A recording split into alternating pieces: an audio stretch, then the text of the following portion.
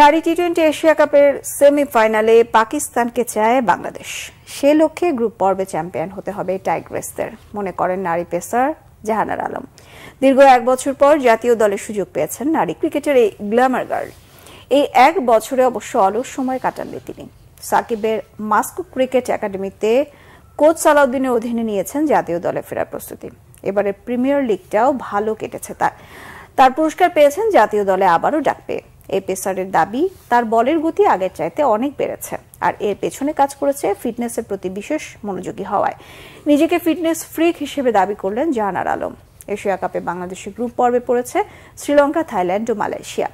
অন্যদিকে গ্রুপ এতে ভারত, পাকিস্তানের সঙ্গে নেপাল ও সংযুক্ত আরব আমিরাত। শক্তির বিচারে ভারত গ্রুপ এতে টপ সিড। রানার্স আপ হিসেবে ধরা হচ্ছে পাকিস্তানকে। তাই নিজেদের গ্রুপে সেরা হতে পারলে সেমিফাইনালে পাকিস্তানকে পাওয়ার সম্ভাবনা আছে।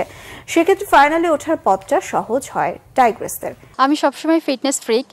আমি 9 বছর বয়স থেকে খেলাধুলা করি এবং সেটা হ্যান্ডবল, ভলিবল সবাই জানে। 2007 সাল থেকে যখন ক্রিকেট খেলি তখন থেকে শুরু করে আমি চেষ্টা করেছি সবসময় ফিটনেসটা যেন খুব ভালো লেভেলে থাকে।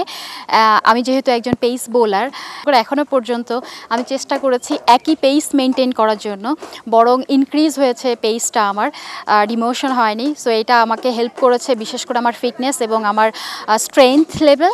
এখনও আমি যে লেভেলে ওয়েট ট্রেনিং করি বা আমি জিম ট্রেনিং করি, ওই পাওয়ারটা আমাকে হেল্প করে আমার আসলে পেস জেনারেট করতে বা আমার ফিটনেস লেভেলটা ধরে রাখার জন্য। So it's help me.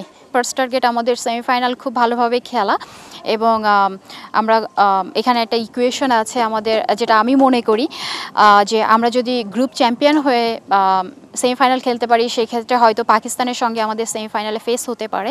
এদিক থেকে আমাদের জন্য একটু ইজি হতে পারে এবং আমরা অবশ্যই সেটাই চেষ্টা করব। সো ফার্স্ট ম্যাচ থেকেই আমাদের খুব ইম্পর্টেন্ট ম্যাচ থাকবে। ফার্স্ট ম্যাচ খুব ভালোভাবে পজিটিভ রেজাল্ট যদি আমরা ইনশাল্লাহ বাংলাদেশ টিমের জন্য নিয়ে আসতে পারি, এটা আমাদের জন্য ভালো হবে। এবং ডেফিনেটলি আমরা চেষ্টা করব যে আমাদের সুখ স্মৃতিতে ব্যাক করার জন্য, যেটা আমরা 2018 সালে করেছিলাম।